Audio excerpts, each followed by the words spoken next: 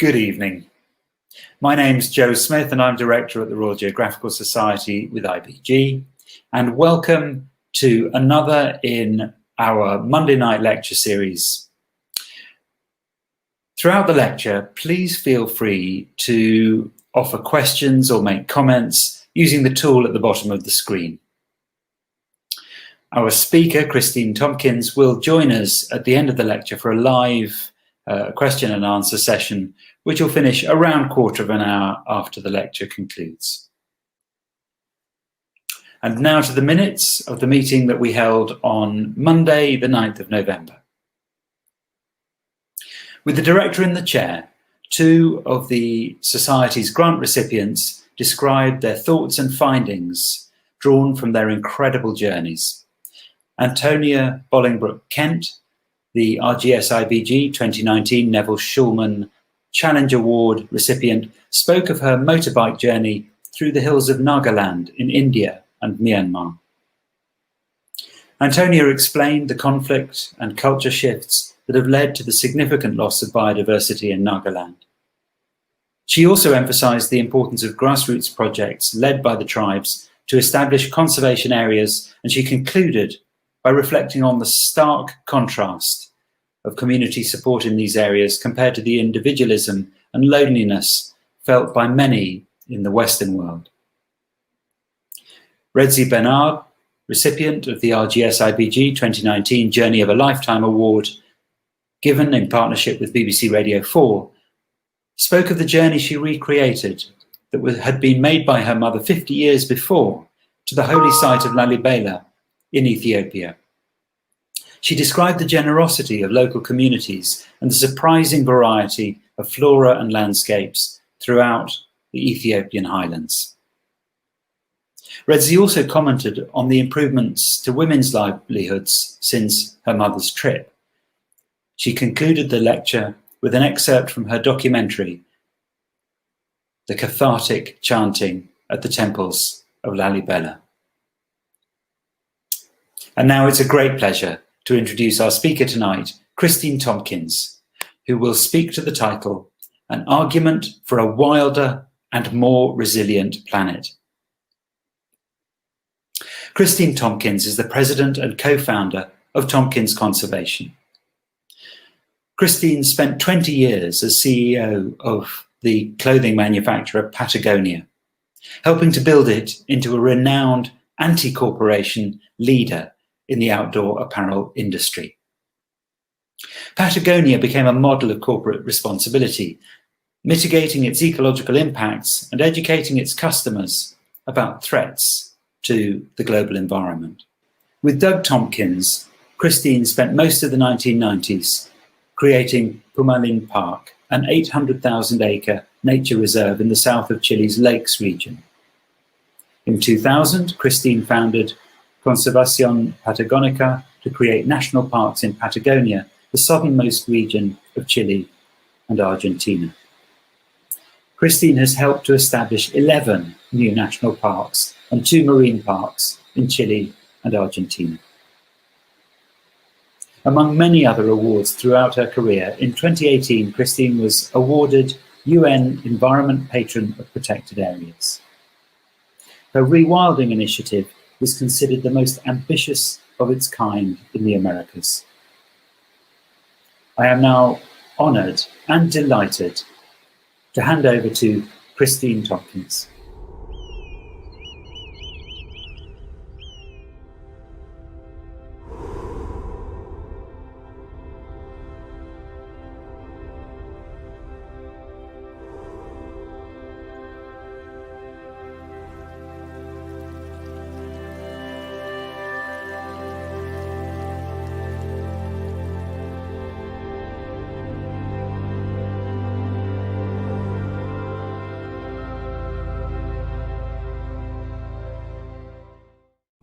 Hello, everyone.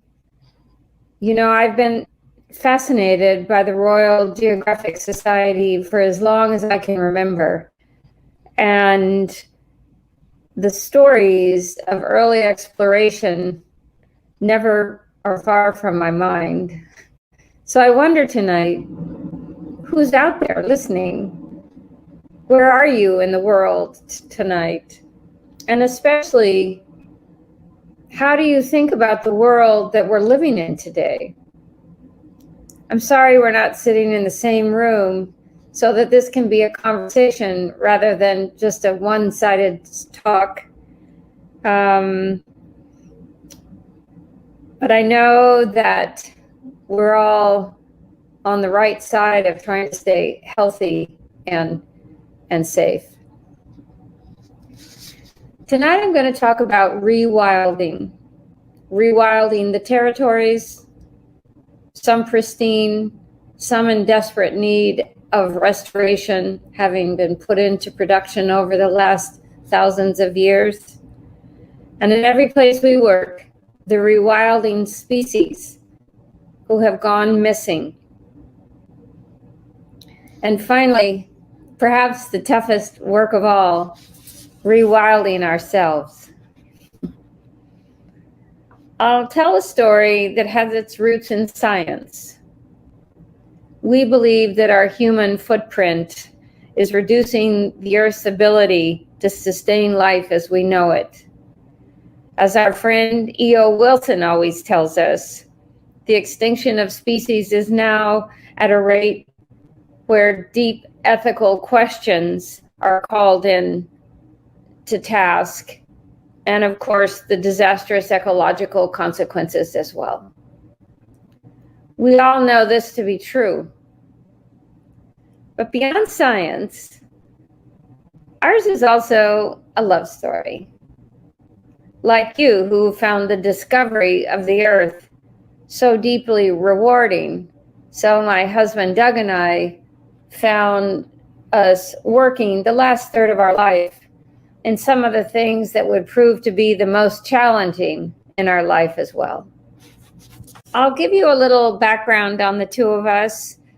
We come from a tribe of mountain climbers, ski racers, a wild life. We were born into the 50s, 60s, and 70s, where activism for civil rights, feminism, the anti-war protest carved values into our lives that were eventually reflected in the companies we were involved in. My husband, Doug, was the founder of the North Face and later Esprit Company. And I worked with Yvon Chouinard in 1973 to start the Patagonia Company. And all these companies came to reflect our values, which we never lost, that we had acquired over the years. In the early 90s, Doug and I decided to leave our business world and commit the last third of our lives to what we called paying our rent for living on the planet. We looked at our work in three basic areas: rewilding the territory, both land and sea. How do we protect those areas that are pristine and help restore those territories that had been degraded? Secondly, rewilding missing species. I mentioned this a little earlier. Taking the apex species in every place we work, asking ourselves who's missing, and setting to work to bring those species back. And you'll hear more about that in a minute. Finally, rewilding ourselves, which I said I think is the toughest work we all do. How do you establish our own commitment to rewilding, restoring the earth, and also working with local and regional and sometimes national communities to do the same, to come back and find a means by which the rewilding of territories leads to direct and long-term benefits for local communities.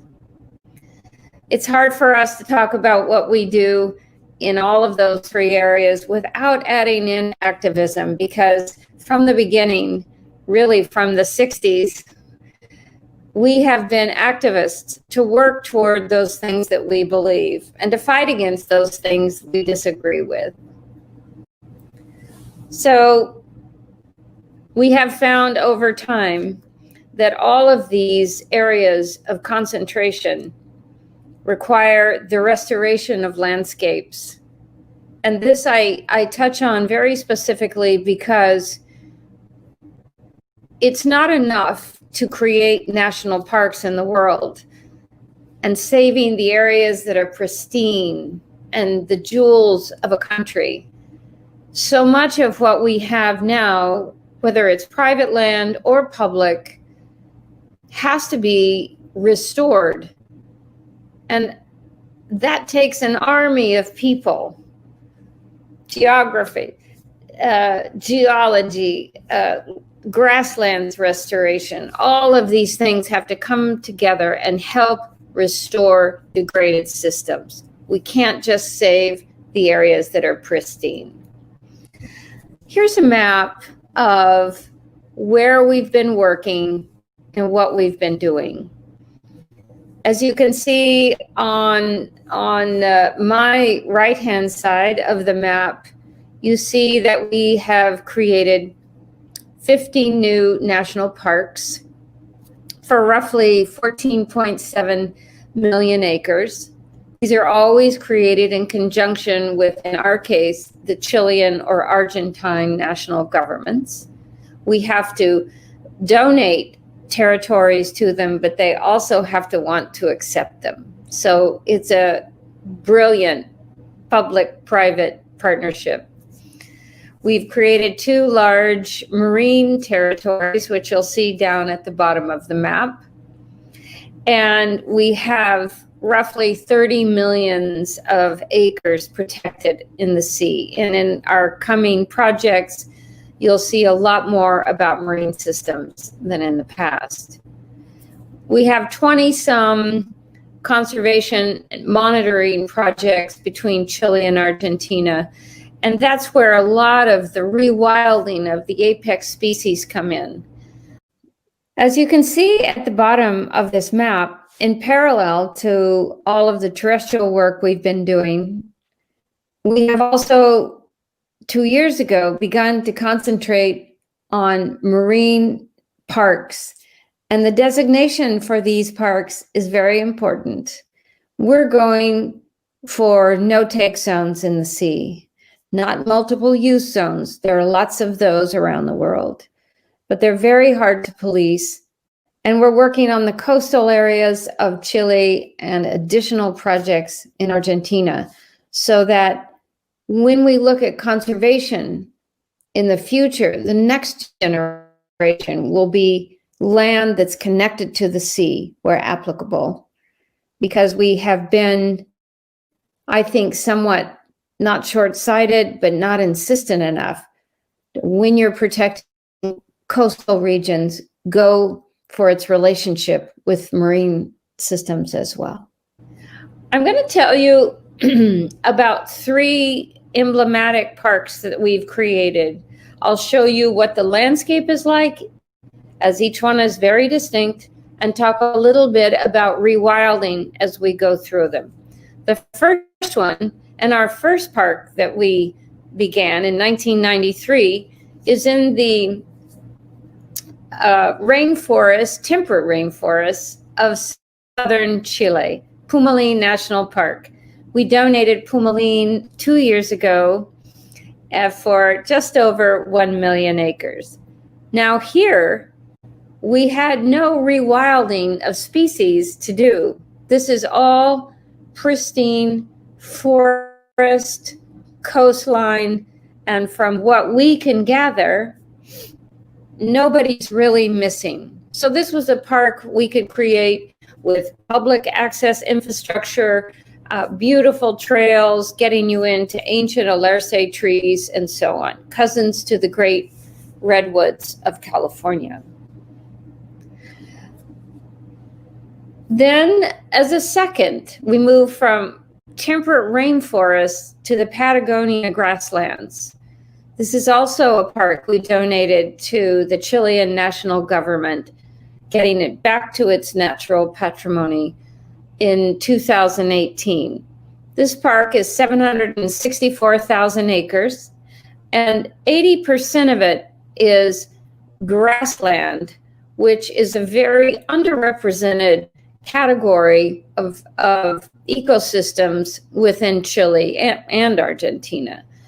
So here we did have this was a working estancia, and we did have to take 50,000 sheep off this ranch and let the grasslands begin to return. Let the forest, the 20% of this park, come back, taking the sheep, taking the cows, and allowing this area to grow again. Today, it looks a lot like this. This is it. So this is considered to be one of the largest grassland restoration projects in the world. One we're very proud of, and it's one of the great beauties of the Southern Cone.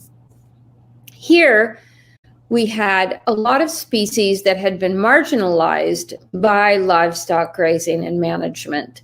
So when we bought this territory and put it together, we ended up taking almost 500 miles of fence line down, for example, so these species can come back and take their rightful places in the bottom valleys. Pumas, which have been extirpated and really hammered for over 80 years because of the common conflict between predators and livestock, their predation was ended when we bought the first areas of this ranch in 2004, and now their populations are not only coming back, but you can see them almost on a daily basis.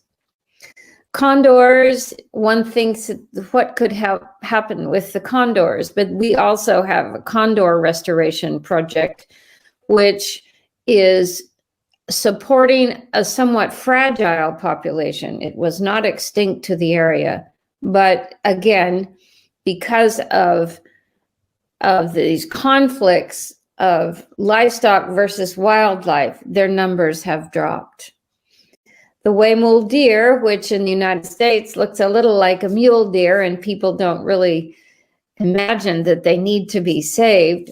This deer is almost extinct with roughly 1,700 individuals left, and we are bringing these back. This park has over 10% of the standing population today. So we work hard on the rewilding of this area.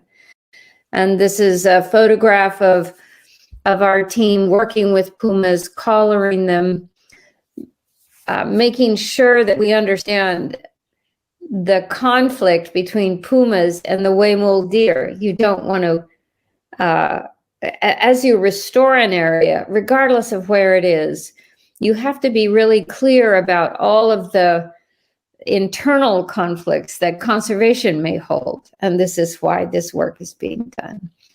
These are lesser rheas in very low numbers in this territory, and we're bringing them back and have been for almost 10 years. Their numbers are increasing. And here's just an example of a condor being released. It's 3 years old, never flown in its life. And a few minutes after this photograph was taken, he took off, and we track him, and he is doing very, very well for a few years now. So we're very pleased, and this program is ongoing. This is a small cat in this parklands, and we're monitoring them because we think their populations are quite low. So infrastructure for hikers, visitors, sightseers, all are welcome in all of our projects. We want people to get out and feel a connection with nature. And I know people in the UK are very connected to nature. And one of the things I love about your culture is you get out and you hike. And this is very important for all humans to get back into nature and see themselves as part of it. Finally, the Iberá National Park is way up in the northeast corner of Argentina. This is a park project we started in 1997. It's just over 1.7 million acres. And it was a new landscape for us. As I said, we were climbers and ski racers and boaters. And this massive, flat, subtropical territory was definitely new for us. But my husband, Doug, realized this was special and we should stop and consider it as one of our projects, which we did. Here we have a biological gold mine, unbelievable diversity, and huge no conflict areas. So we got to work. And at first, when we started there, we thought, this is a paradise, all of these species present. And it didn't dawn on us until the first 5 years or so how many species were actually missing. And not only the number of species missing, but who are the apex species that were missing. And this started us on the long road toward understanding that, as someone said, landscape without wildlife is just scenery.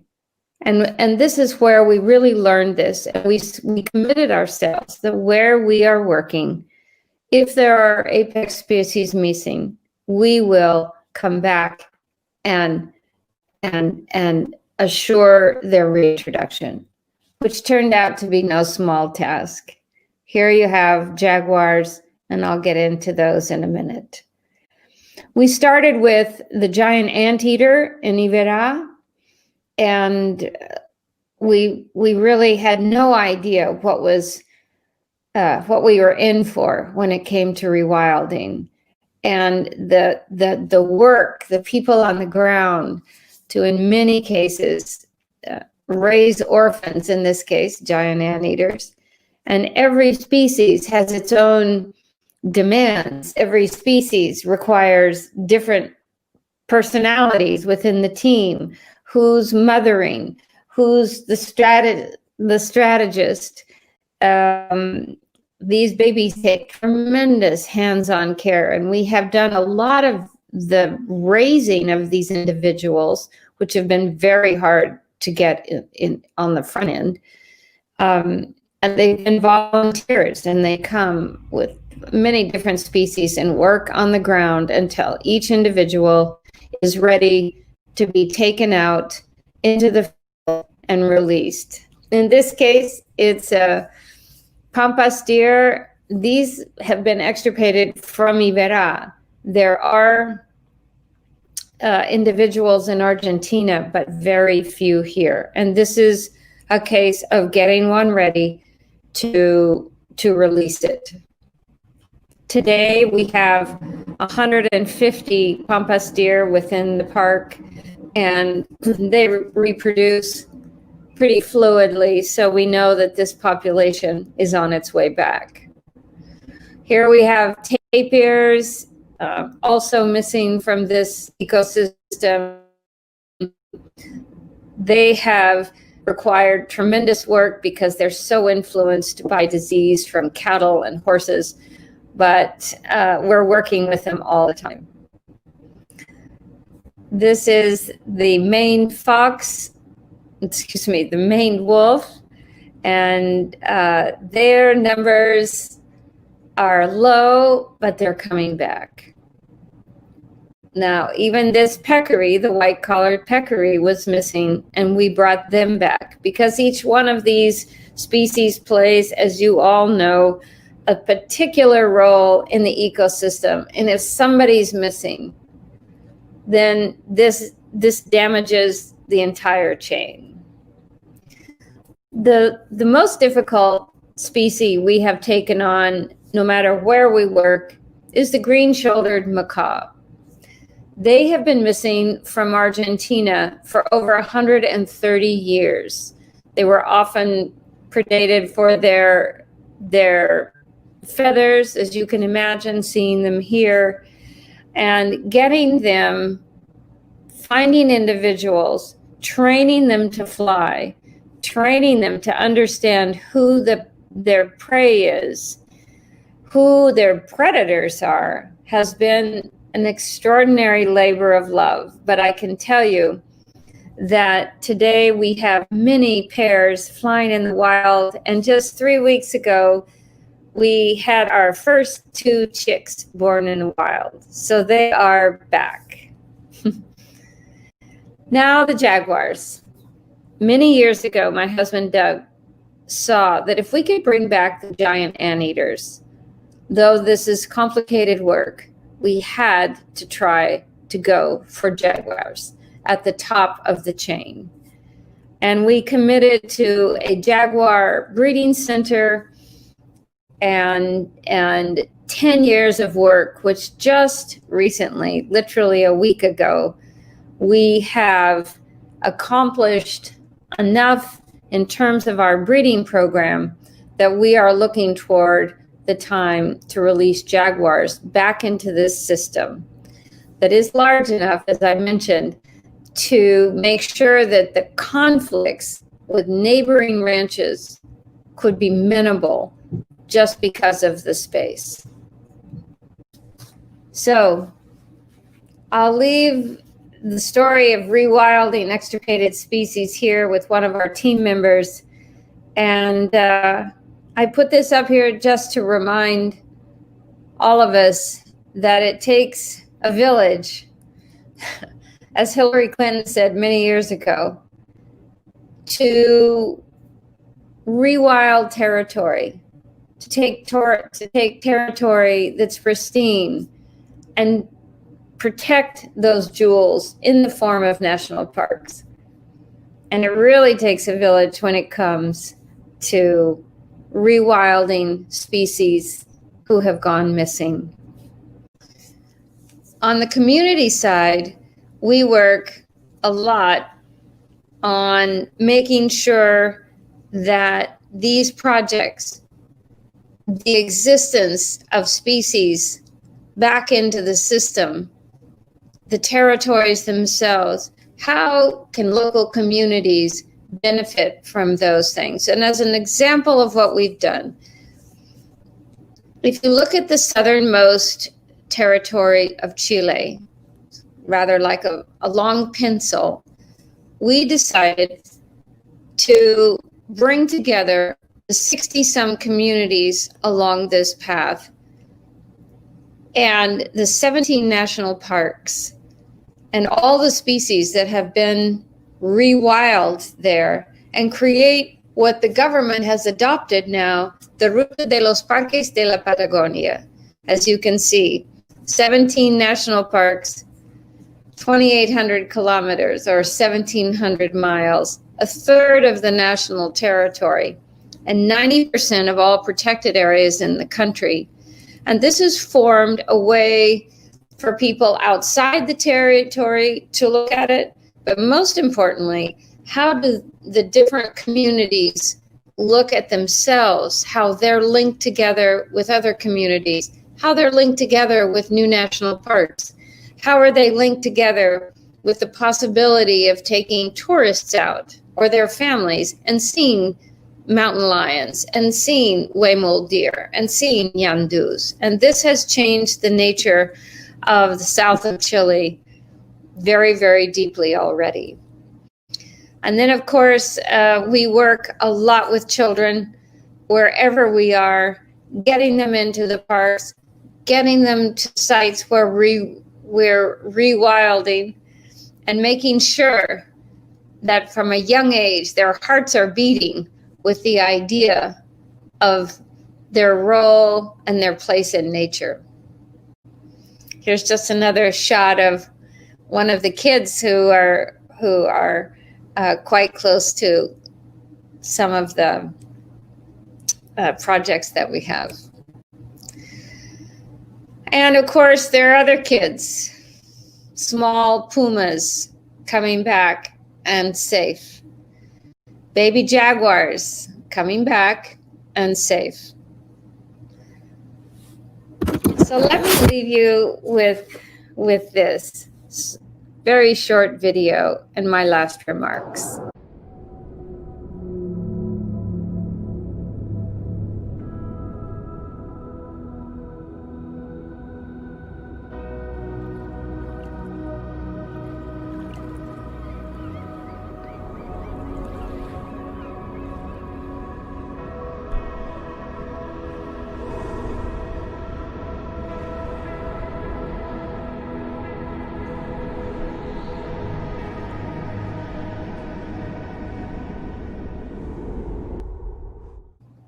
I believe the question for each of us as individuals and institutions is, how does our work stay relevant in this day and age? I was invited to a private conversation with Pope Francis at the Vatican recently, and this question was on my mind. I cherished my time with His Holiness, but this visit made me realize that even the largest of institutions must work hard to stay relevant to the times we're facing. To be candid, one of the reasons I'm so grateful to be talking to you tonight is this. Who knows more about how much is being lost every day than you do? You have your long legacy of exploration. You have the reputation and knowledge to join in the rewilding movement. It's clear we can't find our way out of this crisis simply by hoping we can create enough national parks to set the jewels aside. It's not enough territory. We need to be restoring private and public lands that have been degraded over the last several centuries. There is much work to be done in terms of restoration of land and seascapes. My husband Doug always said that the real work of the next century is restoring everything that we got wrong in the past centuries. I think to myself, can we even talk about geography without conservation at the center? I'll end with this. The Royal Geographical Society has nearly 2 centuries of assets built up, a reputation that is cast in bronze. You are one of the northern stars whom we all look up to. Imagine placing the rewilding of territories, helping bring back species that have gone missing to their rightful places. Imagine rewilding yourselves such that geographical work goes forward more closely with the conservation of all life. Go forward with the value that all life has intrinsic value.